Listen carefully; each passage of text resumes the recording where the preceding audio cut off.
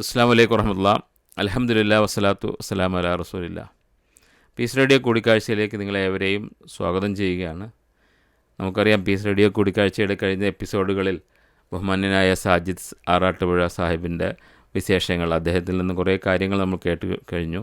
അതിൻ്റെ ഒരു തുടർച്ച എന്നതാണ് ഈ ഒരു എപ്പിസോഡിൽ നമ്മൾ ബാക്കി കുറച്ചുകൂടെ കാര്യങ്ങൾ അദ്ദേഹത്തിൽ നിന്ന് അറിയാനുണ്ട്. നിങ്ങളേവരെയും ഈ ഒരു പ്രോഗ്രാമിലേക്ക് വളരെ സന്തോഷത്തോടു കൂടി സ്വാഗതം ചെയ്യുന്നു. അതുപോലെ തന്നെ ബഹുമാന്യനായ സാജിദ് സാറിനെയും. ഈ പ്രവാസ ജീവിതം തുടങ്ങിയത് അന്ന് അല്ല, അതാ രസം. മാധ്യമപ്രവർത്തനം ഇല്ല അന്ന്. ഞാൻ എല്ലാം പോയി. ഒരു അസ്വസ്ഥത ഉണ്ടാവുമല്ലോ അങ്ങനെയുള്ള ലൈഫിനെ.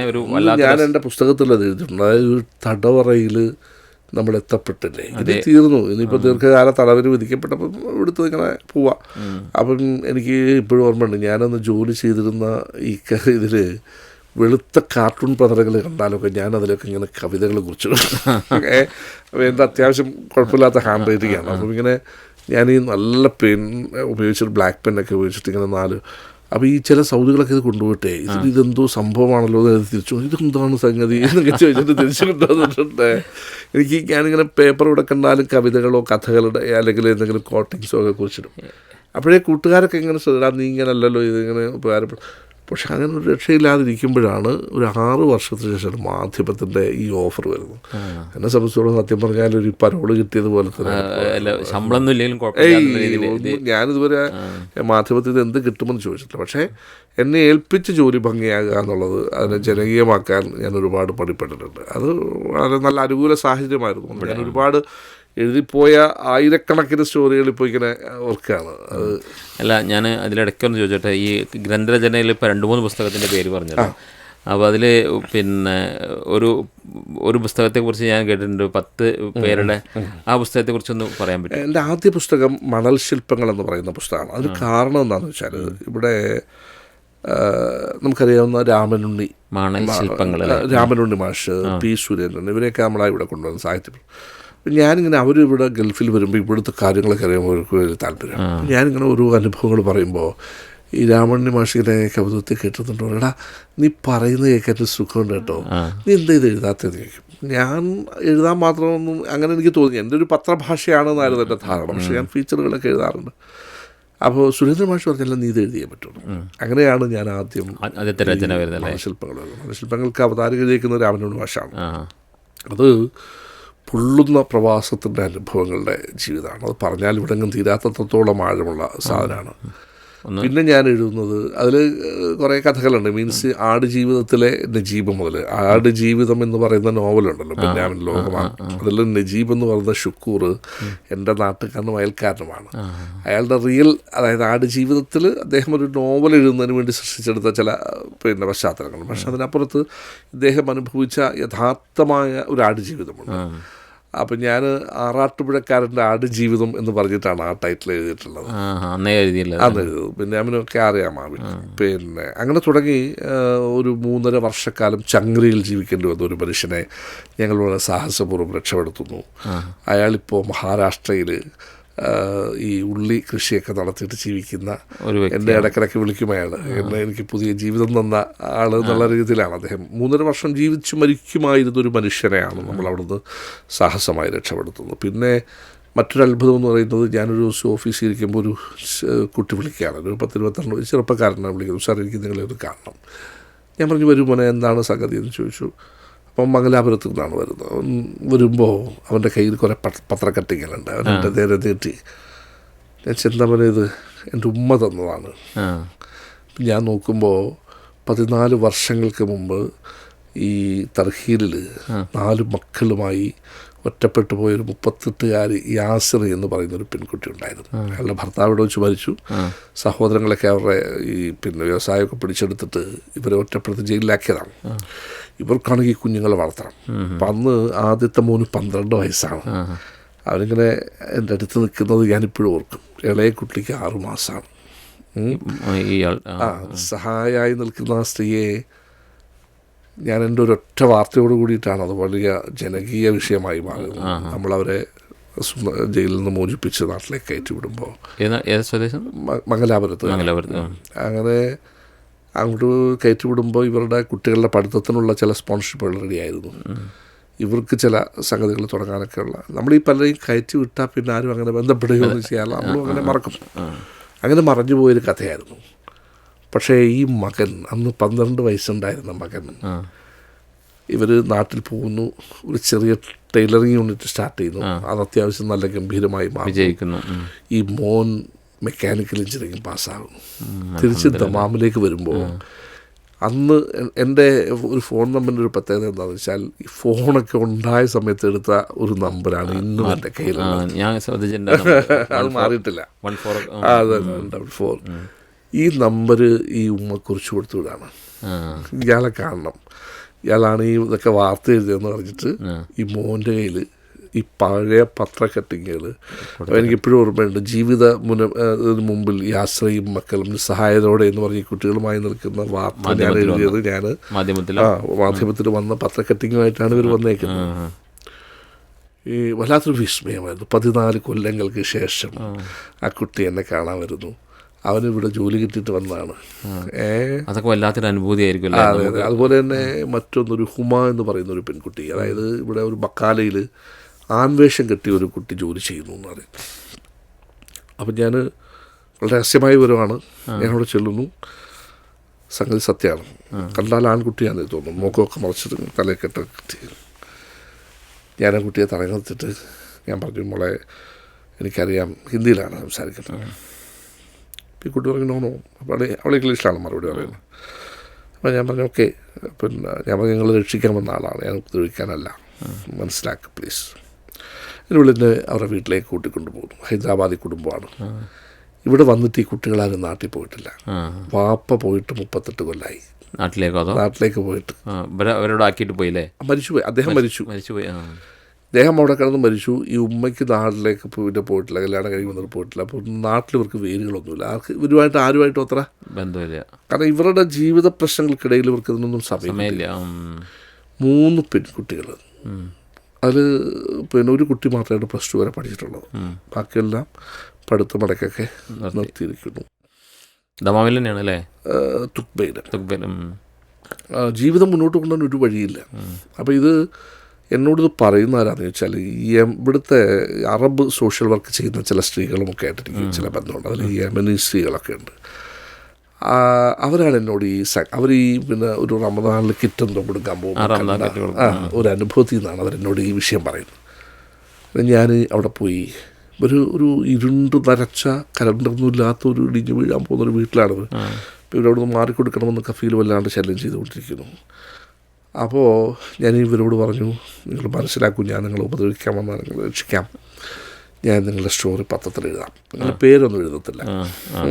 സംഗതി പിറ്റേന്ന് ഞാനിത് ചിലപ്പോഴൊക്കെ എൻ്റെ സുഹൃത്തുക്കൾ പറയാറുണ്ട്, ഞാൻ ഈ മസാലയൊക്കെ ചേർത്ത് കുറച്ചുകൂടെ അല്ല, അതിന് വൈകാരികത അറിയാതെ വരുന്നതാണ്. ഞാൻ അതിനകത്തോട് ചേർന്ന് നിൽക്കുന്നതുകൊണ്ട് വരുന്നതാണെന്ന് എനിക്ക് തോന്നുന്നു. ഈ സ്റ്റോറി എഴുതുന്നു. അന്ന് മാധ്യമം ഭയങ്കര സർക്കുലേഷനുള്ള സമയം, രാവിലെ മുതൽ. അപ്പോൾ അതിൽ കൊടുത്തിരുന്ന നമ്പർ പിന്നെ എൻ്റെ ഫോൺ നമ്പറാണ്. വിളിയെന്ന് പറഞ്ഞാൽ നിർത്താതുള്ള വിളികളാണ്. അതിൽ ഈ കുട്ടികൾക്ക് വീട്, ജോലി, ഈ പിന്നെ ഇതെല്ലാം വാഗ്ദാനം ചെയ്യാം. പക്ഷെ എല്ലാവർക്കും എന്ത് വേണം? ഇവരെ നേരിട്ട് കാണണം. ഞാൻ സാധിക്കില്ല എന്ന് പറഞ്ഞു. നിങ്ങൾക്ക് എന്തെങ്കിലും ഉണ്ടെങ്കിൽ മാധ്യമത്തിൽ തരിക, നമ്മളെന്ത് ചെയ്യും, നിങ്ങൾ കൊടുത്തു എന്നൊക്കെ ഉള്ളത് നമ്മൾ വാർത്തയാക്കാം. പക്ഷേ നിങ്ങൾ നേരിട്ട്, കാരണം പ്രത്യേകിച്ച് പെൺകുട്ടികളാണ്. പക്ഷേ ഈ സൂചനകളിൽ നിന്ന് ആരൊക്കെയോ ഇത് മനസ്സിലാക്കുകയും സൂചനകളിൽ നിന്ന് ചില ആളുകളൊക്കെ നേരിട്ട് പോയിട്ടുണ്ടാവില്ലേ. വൈകുന്നേരം വരെ എനിക്ക് കൃത്യമായിട്ട് ഇവരെ സഹായിക്കാനുള്ളൊരു മാർഗവും കിട്ടിയില്ല. ഞാൻ ആകെ ടെൻഷനായി. വൈകുന്നേരം ഈ പെൺകുട്ടിയെ വിളിക്കുകയാണ്, ഞങ്ങളുടെ ജീവിതം താർത്തു, നിങ്ങളുടെ പേരെഴുതി വെച്ചിട്ട് ഞങ്ങൾ ആത്മഹത്യ ചെയ്യാൻ പോവാണ്, നിങ്ങൾ ഉത്തരവാദിയാണ്. ഞാൻ മഗ്‌രിബ് നിസ്കരിച്ച് ഇങ്ങനെ പടച്ചവനെ വല്ലാത്തൊരു അവസ്ഥയിലാണല്ലോ. കാരണം പലരും പൈസ കൊടുക്കാൻ തയ്യാറാണ്, പക്ഷേ ഇവർക്കൊക്കെ ഈ പെൺകുട്ടികളെ കാണണം. അങ്ങനെ വളരെ വിഷമനായിട്ട് മാധ്യമത്തിൻ്റെ ഓഫീസിലിരിക്കുമ്പോൾ ഒരു സംഘം ആൾക്കാർ കയറി വരുന്നു. ഹൈദരാബാദ് എഞ്ചിനീയറിംഗ് അസോസിയേഷൻ്റെ ആളുകളാണ്. അതിലൊരു മലയാളി ആണ് ഇവരെ ലീഡ് ചെയ്ത് കൊണ്ടുവരുന്നത്. അവരെന്നോട് കാര്യങ്ങളൊക്കെ ചോദിച്ചു. അവരെന്നോട് ആദ്യം ആവശ്യപ്പെട്ടത് ഇനി ഇതുമായി ബന്ധപ്പെട്ട് വാർത്ത കൊടുക്കരുത്. ഞാൻ പറഞ്ഞു എനിക്ക് വാർത്ത എൻ്റെ വിഷയമല്ല, എനിക്ക് അവരെ ഒന്ന് രക്ഷപ്പെടുത്തിയാൽ മതി. അങ്ങനെ ഇവരുമായിട്ടുള്ള കോണ്ടാക്റ്റ് ഞാൻ കൊടുക്കുന്നു. പിന്നെ സത്യത്തിൽ എന്ത് സംഭവിച്ചു എന്നുള്ളതിനെക്കുറിച്ചൊന്നും ഞാൻ അറിയുന്നില്ല. ഞാനൊരു കുറേ വർഷങ്ങൾക്ക് ശേഷം ഇന്ത്യൻ സ്കൂളിൽ ഈ സയൻറ്റിഫിക് എക്സിബിഷൻ ഇങ്ങനെ റിപ്പോർട്ട് ചെയ്ത് ഞാനിങ്ങനെ നീങ്ങാൻ ഒറ്റയ്ക്കേ ഉള്ളൂ. അപ്പോൾ മുഖം മറിച്ചിട്ട് കുഞ്ഞിനെയൊക്കെ പിടിച്ചുകൊണ്ട് ഒരു പെൺകുട്ടിയുടെ അടുത്ത് വന്ന് ചോദിച്ചു, ഡു യു റിമെമ്പർ മീ? ഞാൻ പറഞ്ഞു മുഖം മറിച്ചേക്കുന്നതുകൊണ്ട് അറിയില്ല.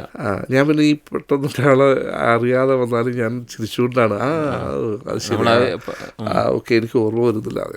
ഇവരിങ്ങനെ പറഞ്ഞു, താങ്കൾ ഇപ്പോഴും പത്രത്തിൽ തന്നെയാണോ ജോലി? ഞാൻ പറഞ്ഞു, ആ പത്രവും കൂടെ ഉണ്ട്. എന്തേ? ഞാൻ പിന്നീട് താങ്കളെ എപ്പോഴും ഞങ്ങൾ ദ്വാ ചെയ്യുമ്പോഴൊക്കെ ഉൾപ്പെടുത്താറുണ്ട്. നിങ്ങളത് ചെയ്തതെന്ന് പറഞ്ഞ് ഞാൻ ഒരിക്കലും മറക്കില്ല. എനിക്ക് ഓർമ്മയുണ്ടോ, ഞാൻ ഹുമാ സയ്യിദ് മഹബൂദ്. ഞാൻ ഞെട്ടി. അതിലാ ഇളയ പെൺകുട്ടിയാണ്. ഞാൻ അത്ഭുതത്തെ ചോദിച്ചു, നിങ്ങൾക്ക് എന്ത് സംഭവിച്ചു എന്ന് ചോദിച്ചപ്പോൾ, ഈ ഹൈദരാബാദ് ഫാമിലി ഉണ്ട്, അവരവിടെ പോകുന്നു, ഇവരുടെ സ്പോൺസറുമായി ബന്ധപ്പെടുന്നു, ഇവരെ നാട്ടിലേക്ക് വിടാത്ത രീതിയിൽ ഇതിനെ ഇത് ചെയ്യാൻ വേണ്ടിയിട്ട് ആ മൂത്ത പെൺകുട്ടിയെ അതിലൊരു ഒരു എഞ്ചിനീയറിംഗ് പയ്യൻ വിവാഹം കഴിക്കുന്നു. അതൊരു നല്ല ഇസ്ലാം ഗ്രൂപ്പായിരുന്നു. ഈ പെൺകുട്ടി വിവാഹം കഴിച്ചിട്ട് ബാക്കിയുള്ളവരൊക്കെ ഇവരുടെ സ്പോൺസർഷിപ്പിലേക്ക് മാറ്റുന്നു. ആ പെൺകുട്ടി വീണ്ടും പഠിപ്പിക്കുന്നു, PG കഴിയുന്നു. ആ പെൺകുട്ടി PG കഴിയുന്നു. ഈ ഇളയ 2 കുട്ടികളെയും തുടർന്ന് പഠിപ്പിക്കുന്നു. ഈ ഉമ്മയെ ഇവരെ സംരക്ഷിക്കുന്നു. ഇവരെ പഠിപ്പിച്ച് നല്ല ജോലിയിൽ ആക്കുന്നു, വിവാഹം കഴിപ്പിച്ച് അയച്ചു. ഇവരുടെ ജീവിതം ഓൾമോസ്റ്റ് സെറ്റിലാക്കിയ ചെറിയ ഒരൊറ്റ വാർത്തയുടെ ഞാനിങ്ങനെ വിസ്മയിച്ചിരുന്നു. ജീവിതം എന്തൊക്കെ അത്ഭുതങ്ങളാണ് നമുക്ക് വേണ്ടി ബാക്കി വെക്കുന്നത്. അതാണ് മണൽ ശില്പങ്ങൾ എന്ന് പറയുന്ന പുസ്തകം.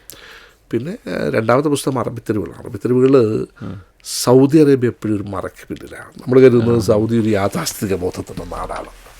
ബട്ട് ഇറ്റ്സ് എൻ്റെ അനുഭവത്തിൽ നിന്നതല്ല.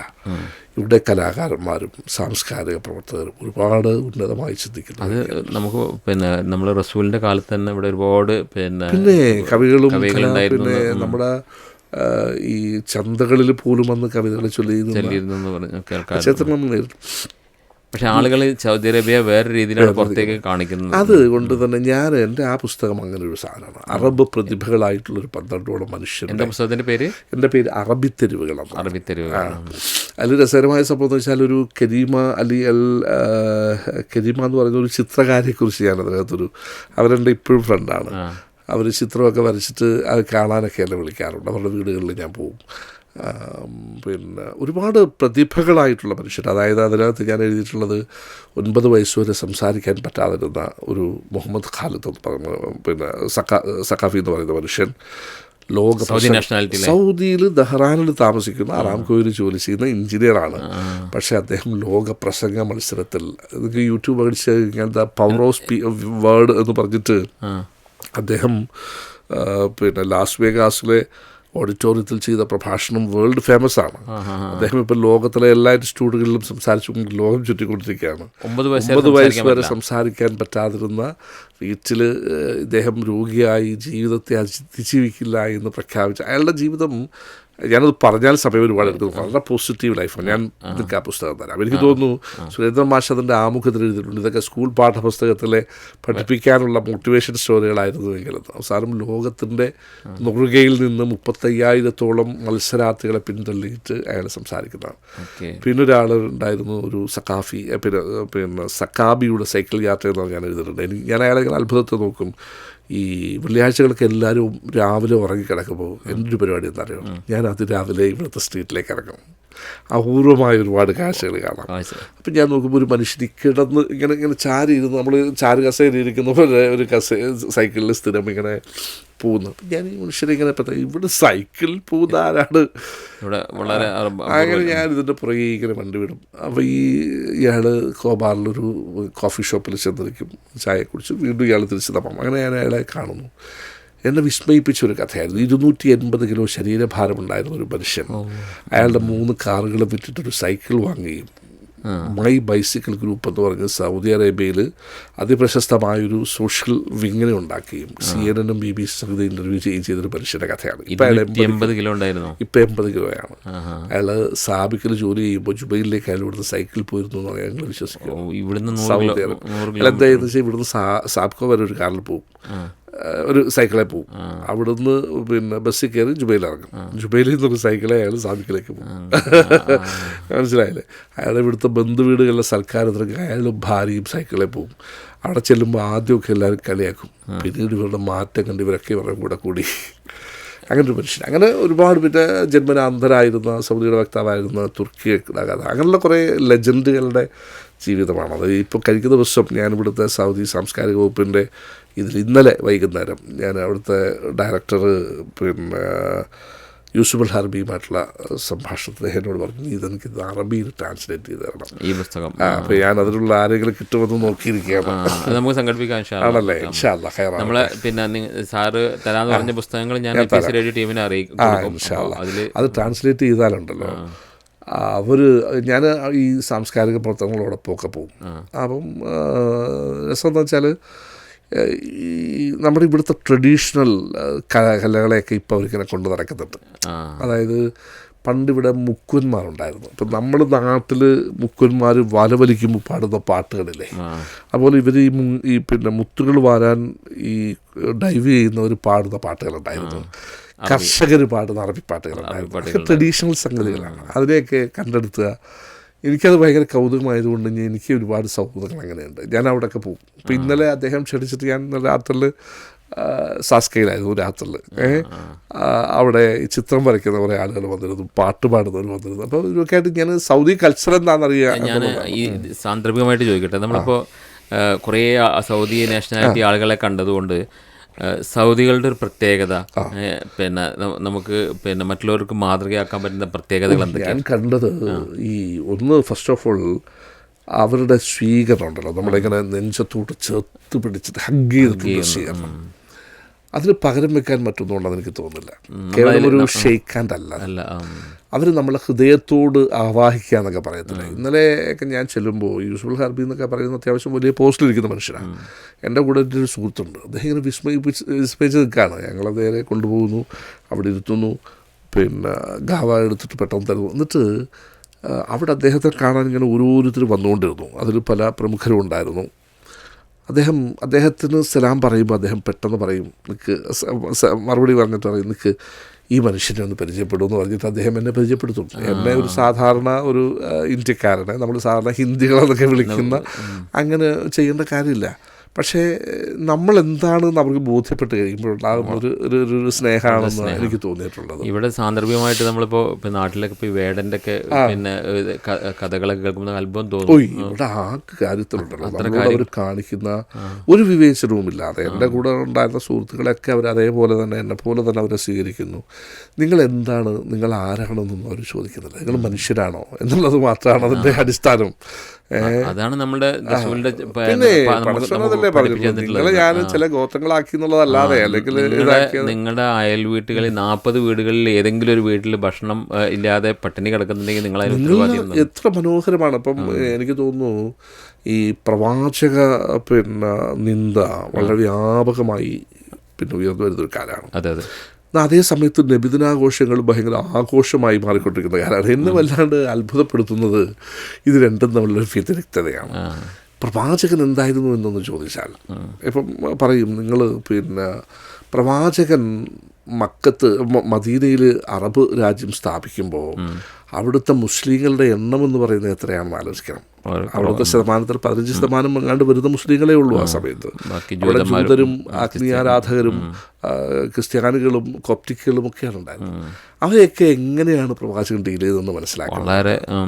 നമ്മൾ പറയുന്ന ആയുധങ്ങൾ കൊണ്ട് അവരെ കീഴ്പ്പെടുത്തി എന്നാ പറയാ.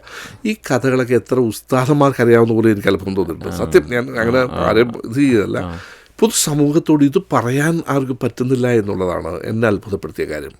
അദ്ദേഹം അന്നത്തെ അഗ്നിയാരാധകർക്ക് എഴുതുന്ന ഒരു കത്തുണ്ട്.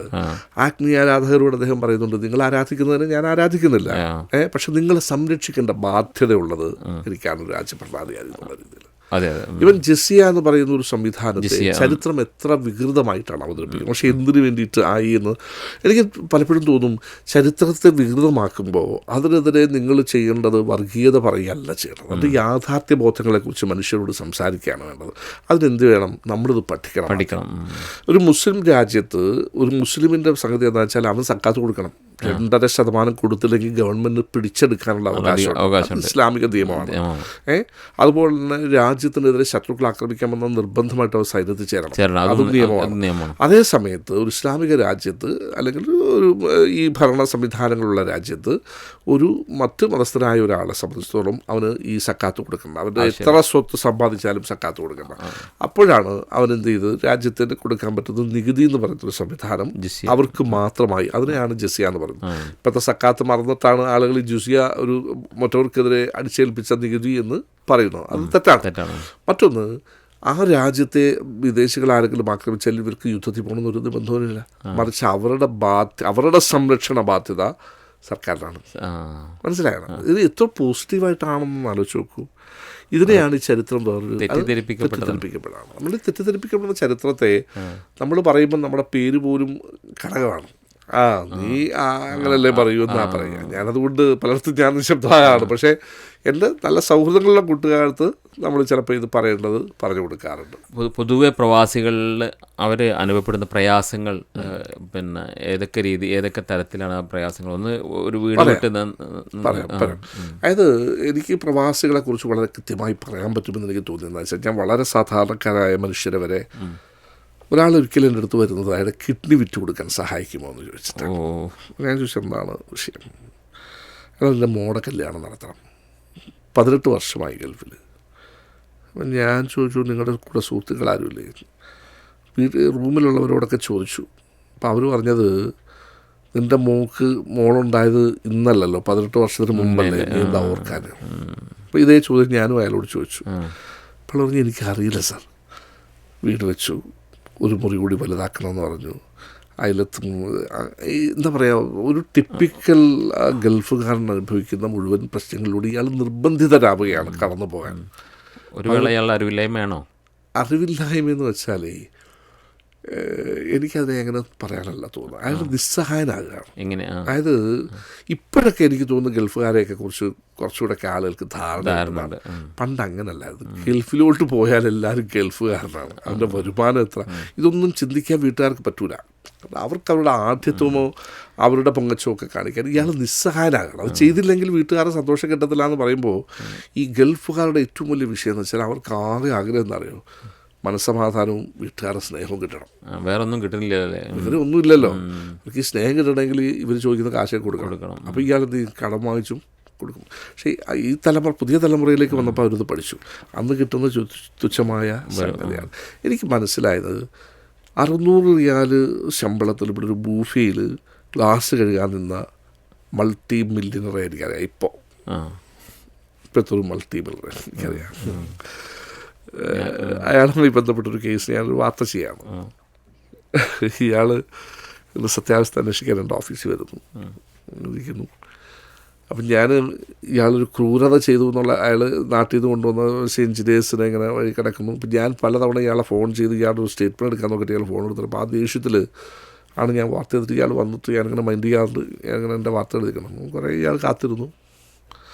എല്ലാം കഴിഞ്ഞിട്ട് ഇയാൾ എന്നോട് പറഞ്ഞു, സാർ ഇന്ന് നിങ്ങൾ എഴുതിയ വാർത്തയിലെ ആൾക്കാരെ ഞാൻ കൊണ്ടുവന്നതാണ്, സാറ് പറയൂ അവരെന്താ ചെയ്യേണ്ടത്? ഞാൻ പറഞ്ഞു, നിങ്ങൾ ഇതല്ലേ ചെയ്ത? അല്ല സാർ പറയൂ, എനിക്ക് ചില പ്രശ്നങ്ങളുണ്ടായിരുന്നതുകൊണ്ടാണ്, നിങ്ങൾ പറയുന്ന പോലെ ചെയ്യാം, തുടർന്ന് വാർത്ത വരുന്നത്. ഞാൻ പറഞ്ഞു, ഓക്കെ, ഞാൻ പറഞ്ഞ പോലെ ചെയ്യുകയാണെങ്കിൽ വാർത്തയല്ല. ഞാൻ പറഞ്ഞു, അവർക്ക് ഇത്രയും മാസത്തെ ശമ്പളവും കൊടുത്ത് ടിക്കറ്റും എടുത്ത് അവരെ തിരിച്ചു വിടുക, അവിടെ നിന്ന് വിസയ്ക്ക് വല്ല കാശ് വാങ്ങുന്നത് അത് തിരിച്ചു കൊടുക്കുക. അയാൾ പറഞ്ഞു, എത്രയാണെന്ന് പറയൂ, സാറിൻ്റെ സ്ഥാനത്തിൽ ഞാൻ തിരിച്ചു കൊടുക്കും. അപ്പോൾ എനിക്ക് അത്ഭുതം, ഞാൻ ഇങ്ങനൊരു നല്ല മനുഷ്യനെയാണോ ഞാൻ വേദനിപ്പിച്ചതായി എൻ്റെ ചിന്ത. ഞാൻ വെറുതെ അയാളോട് ചോദിച്ചു, നിങ്ങൾക്ക് എന്താ ഇവിടെ പരിപാടി? അയാൾ പറഞ്ഞു, എനിക്കൊരു 400 ട്രെയിലറുണ്ട്, ഒരു 8 പെട്രോൾ പമ്പുണ്ട്. ആ 400 ട്രെയിലർ, 8 പെട്രോൾ പമ്പ്, 6 ബക്കാല, ഇതൊക്കെ ഉള്ള ആളാണ്. ഇയാളെ കണ്ടാൽ പറയില്ല കേട്ടോ. ഞാൻ ഇങ്ങനെ ഇയാൾ അതിനുശേഷം ഈ പറഞ്ഞ പോലെ സെറ്റിൽ ചെയ്തപ്പോൾ ഇയാൾ നല്ല സുഹൃത്തായി. അങ്ങനെ ഇയാളുടെ ലൈഫ് സ്റ്റോറി അന്വേഷിച്ച് പോയപ്പോഴാണ് ഞാൻ അത്ഭുതപ്പെട്ടത്. 600 ഇയാൾ, പക്ഷെ അയാൾ ഉള്ളതിനെ കൃത്യമായിട്ട് ഉപയോഗപ്പെടുത്തിയ ആളാണ് അയാൾ. എന്നാൽ ഒരുപാട് കിട്ടിയിട്ടും ഒന്നും ആകാതെ പോയ മനുഷ്യരുണ്ട്. ഒന്നും ആകാതെ പോയ മനുഷ്യർ, അത് ആസൂത്രിതമില്ലായ്മയാണെന്ന് എനിക്ക് തോന്നിയിട്ടുണ്ട്. ആസൂത്രണം ഉണ്ടെങ്കിൽ ഇവിടെ ഒരു വലിയ നിധിയാണ്. ഇത് പിന്നെ എനിക്ക് തോന്നുന്നത് പിന്നെ ആദ്യം പറഞ്ഞത് പണ്ടത്തെ കാലത്ത് ഗൾഫുകാരെ കുറിച്ചുള്ള ഒരു ധാരണ നാട്ടുകാർക്ക് ഉണ്ടായിരുന്നില്ല. ഇപ്പൊ നമ്മൾ ഈ മാധ്യമങ്ങളൊക്കെ വളരെ വിശാലമായപ്പോൾ എന്താണ് ഇവിടെ നടക്കുന്നത്, ഒരുപാട് പേര് ഇവിടെ വന്നു, ഒരുപാട് പേര് നാട്ടിൽ നിന്ന് വന്നു. ഇവിടെ വന്നപ്പോഴാണ് പലരും ഇതിൻ്റെ ഇതൊക്കെ കാണുന്നത്. അപ്പോൾ അവർക്കൊരു ചെറിയ ഇത് വന്നു. പക്ഷെ ഇപ്പോഴത്തെ തലമുറ വരുന്നത് അങ്ങനെയല്ല. പ്രവാസം അതിൻ്റെ കൃത്യമായി 50 വർഷം പിന്നിട്ടപ്പോൾ ഒരു പ്രത്യേക ദശാസന്ധിയിലാണ്. ഇപ്പോഴത്തെ വരുന്ന പിള്ളേർ നല്ല എഡ്യൂക്കേറ്റഡ് ആയിട്ടുള്ള ബാർഗെയിൻ പവറുള്ള പിള്ളേരാണ് വരുന്നത്. അവരിവിടെ വന്നിട്ട് ഇവിടെ ദീർഘകാലമായിട്ടൊന്നും നിൽക്കാമെന്ന് സമ്മതിച്ചിട്ടില്ല. അവർ വന്നാൽ പെണ്ണും പിള്ളേയും മക്കളും കൂടെ ഉണ്ടാവും. അതുപോലെ തന്നെ അവർ പറയും ഒരു 5-6 വർഷം കഴിയുമ്പം ഇത് വേണമെങ്കിൽ ഞങ്ങൾക്ക് വേറെ ഉണ്ടെന്ന് പറഞ്ഞ് പോകാനുള്ള ആർജവമുള്ള പിള്ളേരാണ്. പണ്ടത്തെ തലമുറ അതല്ലായിരുന്നു, അവർക്ക് ഇതല്ലാതെ മാർഗ്ഗങ്ങൾ ഉണ്ടായിരുന്നില്ല. ഇപ്പോൾ സൗദി അറേബ്യയുടെ ഒരു വളർച്ച നല്ല വളരുന്നൊരു സമയമാണല്ലോ. ഒരുപാട്. അപ്പോൾ എന്താണ് സൗദിയുടെ പിന്നെ നാട്ടിലുള്ള ആളുകളോട് ഞാൻ 100% പറയുന്നത് GCCയിലോ അല്ലെങ്കിൽ പിന്നെ യൂറോപ്യൻ രാജ്യങ്ങളൊക്കെ അപേക്ഷിച്ച് ഏറ്റവും കൂടുതൽ വിശ്വസിക്കാൻ പറ്റുന്ന ഒരു രാജ്യം സൗദി അറേബ്യയാണ് ഇപ്പോൾ. കാരണം ഈ 2000-ൽ ലോകം വലിയ സാമ്പത്തിക പ്രതിസന്ധിയിൽപ്പെട്ടപ്പോഴും അമേരിക്ക പോലും ആടിയുലഞ്ഞ സമയത്തും ഈ സൗദി അറേബ്യ അതിൻ്റെ കൃത്യമായി നങ്കൂരമിട്ട് നിർത്താനെടുത്ത ഭരണാധികാരികൾക്ക് കഴിഞ്ഞില്ല. ഈ സൗദി എണ്ണ ഇപ്പം അസ്തമിക്കാൻ പോകുന്നു, എണ്ണ ഇത് കിട്ടിയില്ലെങ്കിൽ സൗദി അറേബ്യ ഒന്നുമില്ലെന്ന് പറയുന്ന ഒരു വെഴുമണ്ടന്മാരാണ്. ഇപ്പോൾ ജഫൂറ എന്ന് പറയുന്ന താഴ്വരയിൽ കണ്ടെത്തിയിരിക്കുന്ന വാതക ശേഖരം എത്രയോ തലമുറകൾക്ക് കഴിക്കാൻ മാത്രമുള്ള ട്രില്യൻസാണ് കണ്ടെത്തിയത്. അതൊരു അപാരമായ പിന്നെ അത്ഭുതകരമായ ഒരു വാതക ശേഖരമാണ് കണ്ടെത്തിയിരിക്കുന്നത്. ഇപ്പോൾ പിന്നെ ഇൽമനൈറ്റ് മോണോസൈറ്റും അടങ്ങുന്ന ഒരു വലിയ ശേഖരം ഇവർ തൊടാതെ ബാക്കി വെച്ചിട്ടുണ്ട്. മനസ്സിലായില്ലേ? അതുകൂടാതെ പ്രവാസികളെ ഇവരെ സംബന്ധിച്ചിടത്തോളം പ്രവാസികൾ ഇവർക്കൊരു വലിയ സ്വത്തായി മാറി. അപ്പോൾ അതാണ് ഇവർ ഈ പിന്നെ നമ്മൾ പറയുന്ന ലെവിയും മറ്റും ഇതൊക്കെ ആയിട്ട്, അതായത് എണ്ണേതര വരുമാനം ഏതാണ്ട് 1030%, അതായത് 130%, അതായത് ഫുൾ കഴിഞ്ഞിട്ടും അധികത്തിലേക്ക് എണ്ണേതര വരുമാനത്തെ കൊണ്ടുവരാൻ സൗദി അറേബ്യക്ക് സാധിക്കുന്നു. മികച്ച ബഡ്ജറ്റുകൾ ഉണ്ടാകുന്നു. എണ്ണ അവർക്കിപ്പോൾ ഇല്ലെങ്കിലും ഒരു കുഴപ്പമില്ല. കാരണം എന്താ, അതിനുമപ്പുറത്ത് കാർബൺ രഹിത സംഗതി വരാൻ പോകുന്നു. സൗദി അറേബ്യ റുബുൽ ഖാലി എന്ന് പറയുന്ന ലോകത്തിലെ ഏറ്റവും അപകടകരമായിരുന്ന പിന്നെ മരുഭൂമിയെ പച്ചപ്പണിക്കാൻ അടുത്തത് 5 കോടി വൃക്ഷങ്ങളാണ്. എന്നാലോചിച്ച് നോക്കണം. സൗദി ഗ്രീൻ സിറ്റി ആകാൻ പോവുകയാണ്. നമ്മൾ അറഫ മൈതാനങ്ങളിൽ വെയിൽ കൊണ്ടിരുന്ന് ഹജ്ജ് ചെയ്തവർ 2030 ആവുന്നതോടുകൂടി വലിയ മനോഹരമായ തണൽ മരങ്ങളുടെ താഴെ, ഞാനിത് കൃത്യമായി ഫോളോ ചെയ്യുന്ന ആളാണ്. ഞാൻ എല്ലാ ദിവസവും വരുന്ന അറബ് ന്യൂസും സൗദി ഗസറ്റും സൗദി പ്രസ് ഏജൻസിയും ഉൾപ്പെടെ ഞാൻ ഇവിടുത്തെ ലോക്കൽ പത്രങ്ങൾ ഉൾപ്പെടെ എല്ലാ ദിവസവും കൃത്യമായി വായിക്കുന്ന ആളാണ്. എനിക്ക് കൂടാതെ ഇതിൻ്റെ പ്രസ് പിന്നെ റിലീസുകളും ഇതിന് എത്തുന്ന ആളാണ്. ഇനി അത്ഭുതപ്പെടുന്നത്, ഞാൻ ഈ വാർത്തകൾ എഴുതുമ്പോൾ നമുക്കത് പറയാൻ സാധ്യതയിൽ അധികമൊന്നുമില്ലെങ്കിൽ ഞാനിങ്ങനെ ഉള്ളിലിങ്ങനെ ആലോചിക്കും, സൗദി അറേബ്യയുടെ മാറ്റങ്ങളെ അത്ര അതീവ ഇതാണ്. വളരെ ശ്രദ്ധയോടെ അവരോരോ സ്റ്റെപ്പും വെക്കുന്നു എന്നുള്ളതാണ് നമുക്ക് പറയാനുള്ളത്. ഇനി സൗദി അറേബ്യയിൽ ജോബ് ഓപ്പർച്യൂണിറ്റികളുടെ ബഹളം. നിങ്ങൾക്കറിയോ, ഇപ്പോൾ ഈ റാസൽ ഖൈർ എന്ന് പറയുന്ന സ്ഥലത്ത് പിന്നെ ഒരു പുതിയ പോർട്ട് വന്നിട്ടുണ്ട്. 18 കിലോമീറ്ററാണ് ആ പോർട്ടിൻ്റെ നീളം. ഇത് ഇവിടുത്തെ മാധ്യമങ്ങളൊന്നും അധികം, ഞാൻ മാധ്യമത്തിൽ എഴുതിയിരുന്നു. അത് വരാൻ പോകുന്ന സൗദി അറേബ്യയിൽ ഷിപ്പുകൾ ഉണ്ടാക്കുന്ന, ഷിപ്പുകൾ കയറ്റി റിപ്പയർ ചെയ്യാൻ പറ്റുന്ന, അതായത് പിന്നെ സൗദി അറേബ്യയിൽ ലോകത്തിൻ്റെ ഒരു ഹബ്ബായി മാറാൻ പോവാണ്. അതിപ്പം പണി കഴിക്കുന്നതേ ഉള്ളൂ. കമ്പനികൾ അതിൻ്റെ ഇതാണ്. ഇതൊക്കെ ആയിട്ട് ബന്ധപ്പെട്ട് ഇവിടുത്തെ പല കമ്പനികൾക്കും ഇനിയും വർഷങ്ങളോളം വെറുതെ ഇരുന്നുണ്ണാൻ പറ്റുന്നത്ര വിഹിതങ്ങളാണ് അതിന് കിട്ടാൻ പോകുന്നത്. അതുപോലെ തന്നെ അൽജോയ്ഫിൽ ഉണ്ടാക്കി വെച്ചിരിക്കുന്ന കാറ്റാടിപ്പാടങ്ങൾ, കാറ്റിൽ നിന്ന് വൈദ്യുതി, അതായത് ഇവർ സോളാർ പാനലുകളെ ആശ്രയിക്കാൻ പോകുന്നു. ഒന്നാലോചിച്ചു, നമ്മളിപ്പോൾ കാണുന്ന സ്ട്രീറ്റ് ലൈറ്റുകൾ പൊതുവും സോളാർ പാനലാണ്. കാരണം ഏറ്റവും കൂടുതൽ വെയിലുള്ള സ്ഥലം. സൗദി അറേബ്യ അതിൻ്റെ സാധ്യതകൾ ഉപയോഗിക്കാൻ തുടങ്ങുന്നതോടുകൂടി ആധുനികതയോട് മുഖം തിരിഞ്ഞു നിൽക്കാതെ, എന്നാൽ ധാർമ്മിക ബോധങ്ങളെ നിന്ന് വ്യതിചലിക്കാതെ അവർ ആധുനിക കാലത്തിൻ്റെ ഒരു ചവിട്ടുപടികളും കടന്നുകൊണ്ടിരിക്കുന്നു എന്നുള്ളതാണ് ഏറ്റവും വലിയ പ്രത്യേകത. വലിയൊരു വിഷനാണ്. വലിയ വിഷനാണ്. 2030 സൗദി അറേബ്യയെ സംബന്ധിച്ചിടത്തോളം ഏറ്റവും ശ്രദ്ധേയമായൊരു വിഷനായിരുന്നു, പറയാതെ വയ്യ. എന്തായാലും ഈ ഒരു സ്റ്റുഡിയോയിൽ വന്ന് ഇത്ര നേരം സൗദിയെക്കുറിച്ചും പിന്നെ സാറിൻ്റെ ജീവിത അനുഭവങ്ങളെക്കുറിച്ചൊക്കെ പറഞ്ഞത് വളരെയധികം ഹൃദ്യമായിട്ടുണ്ട്. ഇനി നമുക്ക് പിന്നെ ഈ പ്രോഗ്രാം നമ്മുടെ ശ്രോതാക്കളിലേക്ക് എത്തുമ്പോൾ അവരുടെ ഫീഡ്ബാക്കുകൾ അനുസരിച്ച് വരും. അപ്പോൾ ഞാൻ ഇൻഷാ അല്ലാഹ് നമുക്ക് ഏതെങ്കിലും ഒരു പുതിയ വിഷയത്തെ ആസ്പദമാക്കി നമുക്ക് സൗകര്യം കിട്ടും. ഞാൻ ആലോചിക്കും സാഹിബിൻ്റെ ഒരു ഫോളോപ്പ്. ഞാൻ പിന്നെ കുറേ ദിവസങ്ങളായിട്ട് ഈ ജോലി കഴിയും, വൈകുന്നേരം എന്താ പറയുക എന്തെങ്കിലും പരിപാടികളുണ്ടാവുന്നു. എനിക്ക് തോന്നുന്നു നാട്ടിലെക്കാളിലൊക്കെ നമ്മൾ സാംസ്കാരിക പ്രവർത്തനങ്ങളൊക്കെ കൃത്യമായി നടക്കുന്നത് ഇവിടെയാണ് എനിക്ക് തോന്നുന്നത്. നാട്ടിലേക്കാളില്ലേ? ഓരോ ദിവസവും പരിപാടികൾ. ഞാൻ ഒരു മുഖസ്തുതി പറയല്ല, ഞാൻ അങ്ങനത്തെ പ്രോഗ്രാമിനൊന്നും പോവാത്ത ആളാണ്. വളരെ കുറഞ്ഞ സമയം കുറവായിരുന്നു. പക്ഷെ ഞാൻ ഈ അടുത്ത് നിങ്ങളുടെ 2 പ്രോഗ്രാമിൽ വന്ന് ഞാനവിടെ ഇരുന്ന് പോയി. എന്താ വെച്ച് കഴിഞ്ഞാൽ ഒരു പുസ്തകത്തിന്റെ വായനാ ദിനത്തിൽ അപ്പോൾ അതിലെ തീം എന്തോ ആയിക്കോട്ടെ, അതിൻ്റെ അവതരണ ശൈലിയും കാര്യങ്ങളൊക്കെ എന്നെ വളരെയധികം ആകർഷിച്ചു. അതുകൊണ്ട് തന്നെ ഞാൻ പിന്നാലെ കൂടിയതും. അപ്പോൾ നമ്മൾ തമ്മിൽ കുറേ മുന്നേ പരിചയം ഉണ്ടെങ്കിലും ഇപ്പം അടുത്താണ് കുറച്ചും കൂടെ. വിഷയം എന്താണെന്ന് അറിയോ സാഹിബേ, ഒരു മനുഷ്യനെ നന്നാക്കുക എന്നുള്ളത് പടച്ചോൻ തീരുമാനിച്ചു കഴിഞ്ഞാൽ നമ്മൾ പറയുക എൻ്റെ വിശ്വാസമാണ് നല്ലത്, അതുകൊണ്ട് ഞാൻ നല്ലതാണ്, അവൻ നല്ലതല്ലാത്തതുകൊണ്ട് അവനോട് കൂട്ടുകൂടണം, നമ്മൾ തീരുമാനിക്കുകയാണ്, നമ്മൾ സൂക്ഷ്മത പാലിക്കുകയാണ്. സത്യത്തിൽ എൻ്റെ മുന്നിലൊരു അനുഭവം എന്താണെന്ന് വെച്ചാൽ, ഒരു മനുഷ്യൻ ഒരിക്കലും ഇവിടെ വന്നു, താടിയൊക്കെ ഉണ്ട്, നല്ല ഈമാൻ സ്മരിക്കുന്ന ഇത്, 2 കണ്ണും അദ്ദേഹത്തിന് പെട്ടെന്ന് അഴിച്ചു പോയി, കാഴ്ച പോയി. അപ്പോൾ ഞാൻ ഈ പെട്ടെന്ന് കാഴ്ച പോയി എന്നൊക്കെ കേട്ടിട്ട് ഇയാളെ ഇൻ്റർവ്യൂ ചെയ്യാനാണ് ഞാൻ അവിടെ ചെല്ലുന്നത്. പക്ഷേ ഇയാൾ പുഞ്ചിരിച്ചുകൊണ്ടാണ് എന്നെ സ്വീകരിക്കുന്നത്. അപ്പോൾ ഞാൻ ഇയാളോട് ഇങ്ങനെ ചോദിച്ചെൻ്റെ പേര് പറഞ്ഞിട്ടുണ്ടെങ്കിൽ അബ്ദുറഹ്മാൻ, പക്ഷേ എൻ്റെ ഒറിജിനൽ പേരെന്താണെന്നറിയാമോ, വേലായുധൻ എന്നാണെന്ന്. ഞാൻ പറഞ്ഞു ആയിക്കോട്ടെ, അത് എനിക്ക് സ്വാഭാവികമൊന്നും തോന്നിയില്ല, അങ്ങനെ അങ്ങോട്ടും ഇങ്ങോട്ടും ഒക്കെ ആവാറും. പക്ഷെ പിന്നീട് അദ്ദേഹത്തിൻ്റെ കഥ പറഞ്ഞു. അദ്ദേഹം ഇവിടെ ബുറൈദ എന്ന് പറയുന്ന സ്ഥലത്തൊരു തോട്ടത്തിലായിരുന്നു. അയാളുടെ പരിപാടി എന്താ അറിയോ, ബെറ്റ് വെച്ചിട്ട് കള്ളുപിടിക്കാൻ. അയാൾ പറഞ്ഞു വലിയ കുടത്തിലേക്ക് കള്ളിങ്ങനെ ഒറ്റടിക്ക് കുടിക്കും, എന്നിട്ട് മയങ്ങി കിടക്കുക. അതായിരുന്നു ആദ്യം. കള്ളെന്ന് പറയുന്നത് ഇതില്ലാത്തൊരു സംഗതിയിലേക്ക്. അതിന് ഈ മനുഷ്യൻ നാട്ടിൽ പോന്നു, വലിയ പൈസയൊക്കെ ഉണ്ട് അയാൾക്ക്. നാട്ടിൽ പോയി വലിയ 18 പവൻ്റെ സ്വർണ്ണങ്ങളും ഒക്കെ വാങ്ങിയിട്ട് അയാൾ പോകുന്നത് ഭാര്യയ്ക്ക് കൊടുക്കാൻ. അങ്ങനെ നാട്ടിൽ ചെന്നും കള്ളുകൂടിയാണ്, പക്ഷേ ഭാര്യ എതിർപ്പൊന്നും പറയില്ല. അങ്ങനെ കള്ളുകുടിച്ച് കിടക്കുമ്പോൾ ഈ ഭാര്യയ്ക്ക് അടുത്തുള്ള ഒരാളുമായിട്ട് അവിഹിത ബന്ധമുണ്ട്. പക്ഷെ ഇയാൾ അർത്ഥബോധാവസ്ഥയിൽ കിടന്നിട്ട് ഇവർ തമ്മിൽ സംസാരിക്കുന്നത് കേൾക്കുകയാണ്. അയാൾക്ക് ഓർമ്മയൊന്നുമില്ല, കാരണം ഇവർ സംസാരിക്കണം. പിറ്റേ ദിവസം എന്ത് ചെയ്യുന്ന വെച്ചാൽ ഈ സ്വത്തുക്കളെല്ലാം എടുത്തിട്ട് ഈ ഭാര്യ പോയി. ഇയാളെ സംബന്ധിച്ചിടത്തോളം ഇയാളുടെ ഒരു പുരുഷത്വത്തിനേറ്റ തിരിച്ചുവിടെ ഒന്നും ആരുമില്ല ഇയാളെ കേൾക്കാൻ സഹായിക്കാൻ. ഇയാൾ പക്ഷെ അടുത്തൊരു മനുഷ്യൻ്റെ വീട്ടിൽ പോവും, റൂമിൽ പോവും. അവിടെ ഈ മതപ്രസംഗങ്ങൾ ഇയാൾക്ക് ഇങ്ങനെ കേൾക്കും. സ്ഥലങ്ങളുടെയൊക്കെ രസമാണല്ലോ ഈ കേൾക്കാനുള്ള ശൈലി, കേൾക്കാൻ രസമാണ്. അപ്പോൾ ഇയാൾ വരുമ്പോഴത്തേക്കില്ല അയാൾ അത് നിർത്തും, കാരണം ഇയാൾക്ക് കേൾക്കട്ടെ താല്പര്യം. അപ്പോൾ ഇയാൾ പറയും, ഓ അന്ന് വെക്കൂ, ഞാനിവിടെ കേൾക്കട്ടെ, നീ ഇതൊക്കെ കേട്ടിട്ട് എന്നിട്ട് കേട്ടാണെന്ന് ചോദിക്കും.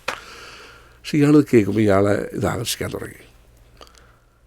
ഇയാൾ ഈ കാസറ്റ് ഞാൻ കൊണ്ടുപോയിട്ട് ചോദിക്കുമ്പോൾ ഇയാൾ പറയും, നീനൊക്കെ എന്തിനാണ് നീ കള്ളു പിടിച്ച് കിടക്കുന്നത്. പക്ഷെ മറ്റേ ആളറിയാതെ ഇയാൾ ഇതിങ്ങനെ കാസറ്റ് അടിച്ച് മാറ്റിക്കൊണ്ടുപോയി കേൾക്കും. അയാൾ പറഞ്ഞു ക്രമേണ ഇയാൾ മാറുകയാണ്, വല്ലാത്തൊരു മാറ്റമായിരിക്കും. മാറ്റിയിട്ട് ഒരു ദിവസം ഇയാൾക്ക് പെട്ടെന്ന് തോന്നുകയാണ്. അത് കുറച്ച് വലിയ കഥയാണ്. പിന്നീട് ഈ മനുഷ്യൻ്റെ ജീവിതത്തിൽ വന്ന മാറ്റങ്ങൾ എന്നെ അത്ഭുതപ്പെടുത്തി. അതുവരെ അച്ഛനെയും അമ്മയും തിരികെ നോക്കാത്ത ആ മനുഷ്യൻ അച്ഛനെയും അമ്മയെ സംരക്ഷിക്കുന്നു, അവർക്ക് വീട് വെച്ച് കൊടുക്കുന്നു, അവർക്ക് വേണ്ട എല്ലാം, അയാളുടെ സഹോദരിക്ക് വേണ്ട എല്ലാം ചെയ്തു കൊടുക്കുന്നു. ഇയാളുടെ കുടുംബത്തെ ഇയാൾ കൃത്യമായി ആദർശത്തിൽ നിന്നുകൊണ്ട് അതാണ് വേണ്ടതേ, മനുഷ്യനാകുന്നു. അപ്പം ഞാൻ ഇയാളുടെ കണ്ണ് കാഴ്ചയെക്കുറിച്ച് അയാൾ പറഞ്ഞു, എൻ്റെ ദൈവം എനിക്ക് വേണ്ടിയിട്ട് പടച്ചവൻ എന്നോട് ഇതാണ് പറഞ്ഞത്. അതിലും പ്രയാസമില്ല. ഞാനങ്ങനെ ആലോചിച്ചത്, ഈ ഒരു കള്ളുകുടിയെ അവഗണിച്ചിരുന്ന ഒരു സമൂഹം, അല്ലെങ്കിൽ അത് പടച്ചവനാണ് ഇടപെടുന്നത് അവിടെ. അതെ അതെ. പക്ഷെ അത് സത്യത്തിൽ കുറച്ചുകൂടെ നേരത്തെ ആരെങ്കിലും ഒന്ന് ശ്രദ്ധിച്ചതെങ്കിൽ ഞങ്ങൾക്ക് ഇതിനെ കാട്ടി കൂടുതൽ പറ്റുമായിരുന്നില്ല. പഠിച്ചൊരു സമയം ഇപ്പോഴാണ് കണ്ടത്. അൽഹംദുലില്ലാ. ഇത് പിന്നെ നമ്മളൊരാളെ അവഗണിക്കാൻ പാടില്ല. നമ്മുടെ ആദർശത്തിൽ നിന്നുകൊണ്ട് തന്നെ നമ്മൾ ആളുകളായിട്ട് ഇടപഴകണം എന്നാണ് നമ്മളോട് ദീനി പറയുന്നത്.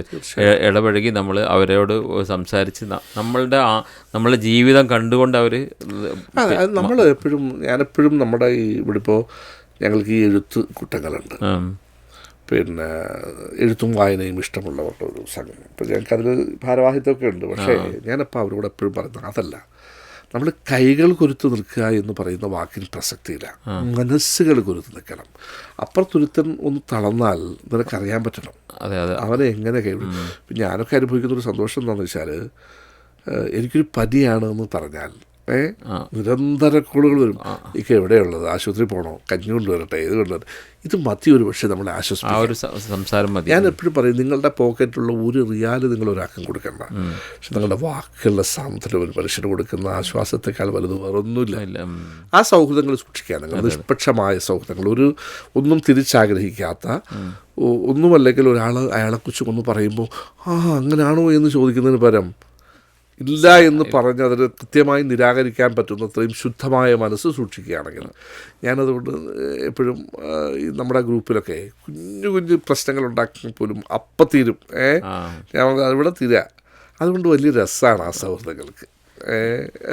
എന്തായാലും പിന്നെ ശ്രോതാക്കളോട് അവസാനമായി സാറിന് പറയാനുള്ളത് കഴിഞ്ഞ് നമുക്ക് ഈ ഒരു തീർച്ചയായിട്ടും എന്നെ സംബന്ധിച്ചിടത്തോളം ഇറ്റ്സ് എ ഗ്രേറ്റ് പ്രിവിലേജ്. കാരണം ഞാൻ താങ്കളുടെ ഈ ഒരു ശ്രമത്തെ വല്ലാണ്ട് ശ്ലാഘിക്കുകയാണ്. കാരണം നിരന്തരമായ എത്രയോ കാലങ്ങൾക്ക് ശേഷം ഞാനൊക്കെ ഈ മാധ്യമപ്രവർത്തനം എന്ന് പറയുന്നത് കുറച്ചുകൂടെ ഗൗരവമായി കൊണ്ടു നടക്കണമെന്നൊക്കെ ആഗ്രഹിക്കാൻ തുടങ്ങിയിട്ട് കുറേയായി. പക്ഷേ ചിലപ്പോൾ ഈ തിരിച്ചു പോകാൻ സമയമായല്ലോ എന്നുള്ള ഓർമ്മ വരുമ്പോഴാണ് ഇത്രയും കാലങ്ങൾ എത്ര പെട്ടെന്ന് ഒഴുകിപ്പോയി എന്ന് ഞാൻ ആലോചിക്കുന്നത്.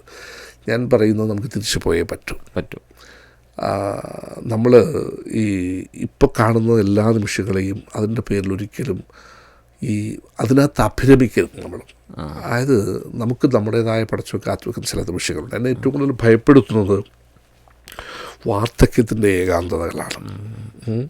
അപ്പം ഞാൻ പറയുന്നത്, മറ്റുള്ളവർക്ക് വേണ്ടി നിങ്ങളുടെ സമയം മാറ്റിവെക്കുമെങ്കിൽ പടച്ചു നിങ്ങൾക്ക് വേണ്ടിയും അങ്ങനെ ചില അനുഭവങ്ങളും സന്തോഷങ്ങളും ഉണ്ടാക്കി തരും. അപ്പം നിങ്ങളിപ്പോൾ ആർക്കെങ്കിലും വേണ്ടി ചിലവഴിക്കുന്ന സമയമുണ്ടെങ്കിൽ, നിങ്ങളുടെ വാക്കുകളുണ്ടെങ്കിൽ, അതായത് ഉപകാരപ്പെടാത്ത അറിവ് കൊണ്ടൊരു കാര്യമില്ല. അത് അങ്ങനെ പ്രാർത്ഥിക്കാൻ പറഞ്ഞിട്ടുണ്ട്. ഉപകാരപ്പെടുന്ന നമുക്കറിയുന്ന എന്തും ഈ ചിലരുണ്ട് അറിവ് അനാവശ്യമായിട്ട് അടിച്ചേൽപ്പിക്കാൻ ശ്രമിക്കുന്നവരുണ്ട്. അങ്ങനല്ല, നിങ്ങൾ ആവശ്യമുള്ള സ്ഥലങ്ങളിൽ ആവശ്യമുള്ള രീതിയിൽ വളരെ പരിമിതമായ ആളുകളെ വെറുപ്പിക്കാത്ത രീതിയിൽ നിങ്ങൾക്കറിയുന്ന അറിവുകൾ പറഞ്ഞു കൊടുക്കുന്നതിന് ഒരു മടിയും വിചാരിക്കരുത്. നിങ്ങൾ മറ്റുള്ളവർക്ക് വേണ്ടി ചിലവഴിക്കുന്ന എല്ലാ സമയങ്ങളും പടച്ചവൻ്റെ ഖജനാവിൽ നിങ്ങൾ സൂക്ഷിച്ചു വെക്കുന്ന സ്വത്തുക്കളാണ്. പടച്ചവൻ പറഞ്ഞത് എന്താണെന്ന് വെച്ചാൽ, ഈ മറ്റുള്ളവർക്ക് വേണ്ടി ഇറങ്ങിപ്പുറപ്പെടുന്ന നമ്മുടെ ശ്രമങ്ങളുണ്ടല്ലോ, അതൊരു പള്ളിയിൽ ഇത്തിക്കാഫിരിക്കുന്നതിനേക്കാൾ ശ്രേഷ്ഠമാണ്. വളരെയധികം ഈ ഭൂമിയിലുള്ള മനുഷ്യനോട് നമ്മുടെ കർമ്മങ്ങൾ പൂർത്തിയാവാതെ ഒരു മനുഷ്യൻ്റെ ഈ വിവാദത്തുകളെ പടച്ചവൻ സ്വീകരിക്കുന്നത്. ഇതൊരു സിമ്പിൾ ലോജിക്കാണ്. മനുഷ്യരോട് നിങ്ങൾക്ക് പുഞ്ചിരിക്കാൻ പറ്റുന്നില്ലെങ്കിൽ, അതുകൊണ്ടാണ് പ്രവാചകൻ നമ്മളോട് പറഞ്ഞത് പുഞ്ചിരി ധാരമാണെന്ന് പറഞ്ഞത്. നമ്മളുടെ പോടാന്ന് പറഞ്ഞത് മനസ്സിറുമ്മിക്കൊണ്ട് പുഞ്ചിരിക്കുന്ന കാര്യമല്ല പറഞ്ഞത്. സഹോദരൻ നിനക്ക് സുഖമാണോ എന്ന് ചോദിക്കുമ്പോൾ നീ സുഖമാവാതിരിക്കട്ടെ എന്ന് ഉള്ളിൽ പ്രാർത്ഥിക്കാത്ത മനുഷ്യരാവുക. അറ്റ്ലീസ്റ്റ് വേറൊരാളുടെ എപ്പോഴും പടച്ചുകൊണ്ട് നമ്മൾ പ്രാർത്ഥിക്കേണ്ട സാരം. ഞാനതൊരു ഇത് പറയുന്നതല്ല, എൻ്റെ സ്വകാര്യതയിൽ ഞാൻ പ്രാർത്ഥിക്കുന്ന പടച്ചവനെ മറ്റൊരാളുടെ ഉയർച്ച കാണുമ്പോൾ അസൂയ തോന്നുന്ന ഒരു മനസ്സിലേക്ക് എനിക്കുണ്ടാവില്ല. ഉള്ളത് കൊണ്ട് തൃപ്തിപ്പെടുന്ന ഒരു മനസ്സിനെ പടച്ചവനെ നീ എനിക്ക് തരണേ. അതായത് എനിക്കൊരുപാട് തരണേ എന്നല്ല, പടച്ചവൻ എന്തും അത്ഭുതങ്ങളും സാധിക്കാം.